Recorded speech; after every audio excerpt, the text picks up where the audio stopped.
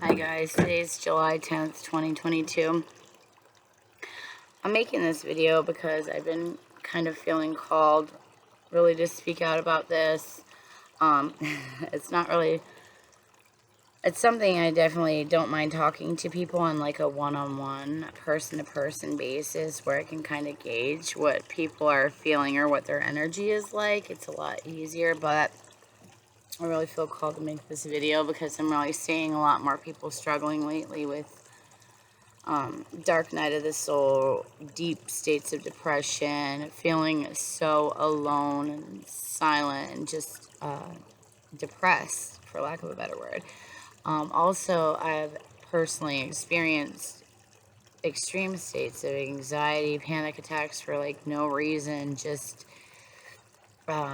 physical, you know, symptoms, and I really want to talk about it with people because I really believe these are different physical symptoms that are part of the ascension process, our spiritual evolution of consciousness, the awakening, the new age belief system type stuff, whatever you want to call it. It doesn't really matter, but whatever, the way I see it is, human consciousness is evolving from 3D consciousness to 5D consciousness.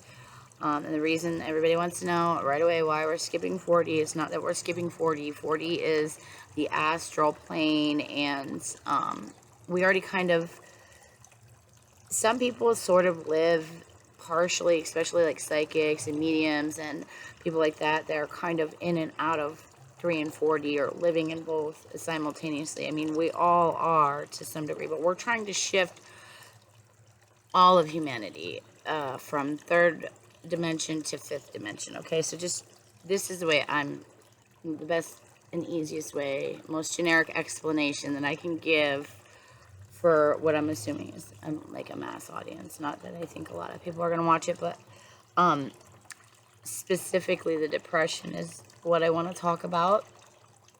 And I'm outside in my beautiful garden, my beautiful squash plant back there. It's wild.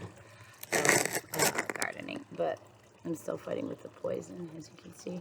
Anyway, the depression and the anxiety are, I believe, part of this spiritual evolution, the dark night of the soul. It's a part of the process where it's like the caterpillar going to the butterfly, and it goes into the cocoon, and it becomes this liquid, this gloopy, unidentifiable mass of liquid. It's not anything.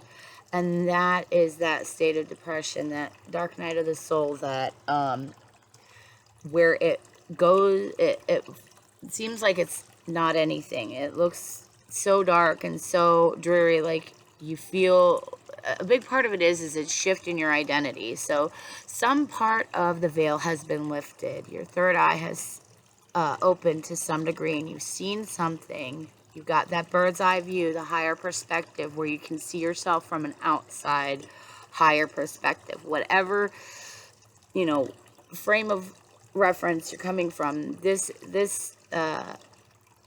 experience, this awakening happens, and in that, shortly thereafter, often comes a state of depression, a dark night of the soul. And that dark night of the soul is that the period of the gloopiness in the cocoon.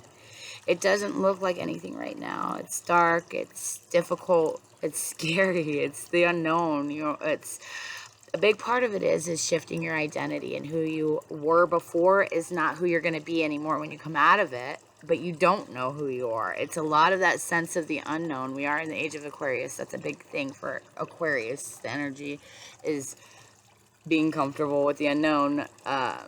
Just, I don't know how else to describe it right offhand. But anyway, the depression is, I believe, a huge, huge part of the process of when your kind of your worldview, your perspective, your point of view, your life your lifestyles even change. A lot of times people will say, you'll see a change in their diet, or they're exercising, or ways that they're taking care of themselves, or they're practicing self-love.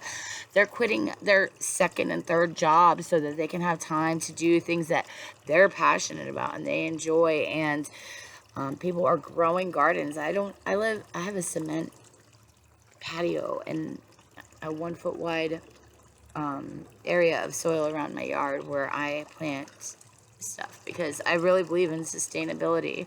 And even though I don't have the space right now, I'm turning my waiting room into a classroom, as Jessica Sowers from Roots and Refuge says. I think it's important. And I'm really talking about this depression because I think that that's important too. You're not alone. A lot of people are feeling so alone. You're not alone. It won't last forever. You know in your heart of hearts that it's not going to, but it feels like it. You feel so alone. I felt suicidal. I felt suicidal, and I could feel myself thinking, these aren't even my thoughts. I would never think like that. There's a lot of, and maybe I sound like a crazy person. Maybe I am, but in states of deep depression, you can get pretty dark, and you can feel pretty alone, and you can feel pretty hopeless. And it's not hopeless. Some part of you, there's that little bit of light that's been lit. The little torch is burning. That little flame is burning, and everything inside of you is changing. And it's okay to be depressed, and it's okay to feel anxiety, and it's okay to be afraid of the unknown. But just don't unpack and live there. Let it pass. Let it pass through you. Allow yourself to feel however deep it has to go. Just know the pendulum swings both ways. As dark as the night is how bright the day will be. So don't be afraid of the darkness, for one thing. And definitely be willing to go into yourself and see what's there, because sometimes there is something in you calling for you to come look. It's an inner child. It's whatever. That's where I believe most things stem from. Most of our issues in the world stem from inner child wounding. I firmly believe that. Things that happen to you your entire life, worldview, happens before you're 7. That's psychology. They say that you form the way you're going to view the world for probably the rest of your life by the time you're 7.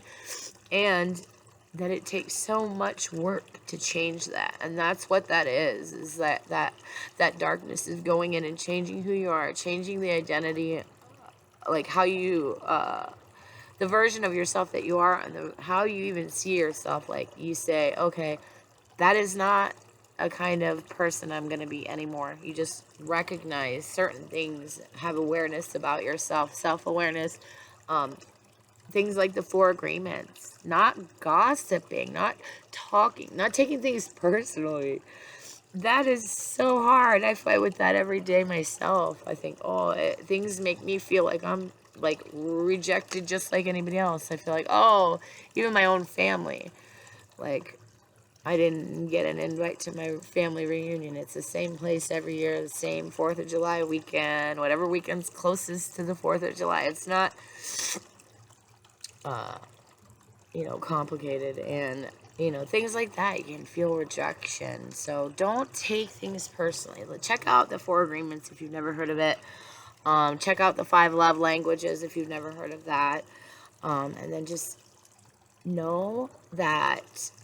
And if you're really interested in the 5 love languages, check out Jessica Sowers from Roots and Refuge. She has a video, a devotional about it, and it's a beautiful, beautiful video. Definitely has made me look at the love languages quite differently than I did before. Just like she says, it's not the languages that you're fluent in, it's the ones that you're not fluent in, and looking at why. And again, for me, I believe it goes back to the inner child wounding and those type of things. But I really did want to talk about the depression and the anxiety, because I went through several periods recently, especially the anxiety, where I was having like a panic attacks where I could not pinpoint where it was coming from. I'm a person like, okay, this is triggering my anxiety attack. Let me get the F out of there, Let me get away from this situation or this person. Or, sometimes I have panic attacks in the grocery store, or, my daughter is a cheerleader and sitting in the stands and things and too close to other people and things like that. That's okay. That's normal. Give yourself space. Give yourself grace. Allow yourself to feel the feelings. I know it's painful, but avoiding them only prolongs it. Lean into it. Lean into the depth of your depression, your darkness, your shadow. Start healing it, looking at where you can improve, or where you can at least find some self-awareness. And definitely give yourself a little break and know that you're not alone. And if I could, I would give you a hug for 6 seconds, heart to heart, and make sure that you know that you're not alone and you're loved. And I really believe a heart to heart hug for 6 seconds makes a huge difference. People don't realize how bad they just need a hug. Give somebody a hug. Let them think that you're the one that needs it. You be the one giving it to them, and let them be the one giving it to you. Just give hugs, man. Just give love. Give forgiveness to yourself. Do the inner child work and the healing that needs to be done. And don't be afraid. You're not alone. The darkness doesn't last forever. The sooner that you lean into it, the sooner you can step right out on the shallow side on the other side. It's not as deep as you think. Love and light.